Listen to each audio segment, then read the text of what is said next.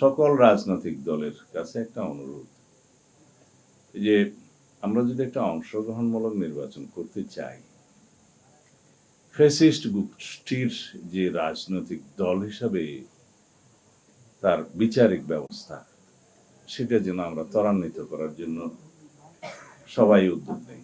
কয়দিন আগে আমি প্রেসে কথা বলেছিলাম যে সরকার এখনো পর্যন্ত রাজনৈতিক দল হিসাবে আওয়ামী লীগের বিচার করার জন্য, বিচারিক প্রক্রিয়া নিয়ে আসার জন্য কোনো উদ্যোগ নেয় নাই বা কোনো মামলা দাখিল করেনি। আজকে পত্রিকায় দেখলাম একটা উন্নতি হয়েছে। আইসিটি ট্রাইব্যুনালের চিফ প্রসিকিউটর এটা বিবৃতি দিয়েছে বা কোথাও কথা বলেছে যে আওয়ামী লীগের বিরুদ্ধে রাজনৈতিক দল হিসাবে মামলা দায়ের করার বিষয়ে তদন্ত শুরু করবেন।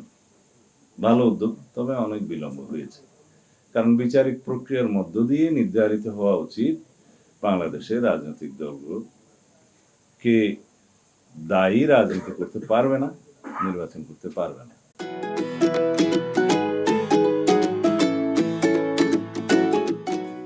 আমরা সবসময় বলেছি যে নির্বাহী আদেশের মধ্য দিয়ে রাজনৈতিক দল নিষিদ্ধ করার এই প্রথা, এই চর্চা হবে ভবিষ্যতের জন্য ভয়ঙ্কর। তো সুতরাং আগে জামায়াতে ইসলামের রাজনীতি নিষিদ্ধ করা হয়েছিল নির্বাহী আদেশের মাধ্যমে। বিএনপি প্রথম সবচাইতে প্রতিবাদ করেছে। এখনো তারা যারা দাবি করছে অন্যান্য রাজনৈতিক দলের নিষিদ্ধ হওয়ার জন্য, সেটা তো আমরা প্রতিবাদ জানাই যে নির্বাহী আদেশের মধ্য দিয়ে রাজনৈতিক দল নিষিদ্ধ করার এই চর্চা আমরা কখনো মেনে নেব না।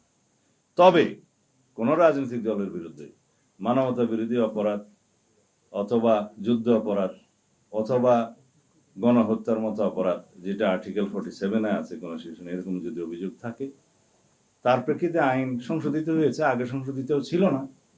সেই সংশোধিত আইনের মধ্যে তাদেরকে অভিযোগ নিয়ে এসে বিচার করা যায়, সেটা আদালত নির্ধারণ করবে। আর সবাই বলে যে এটা জনগণের বিষয়।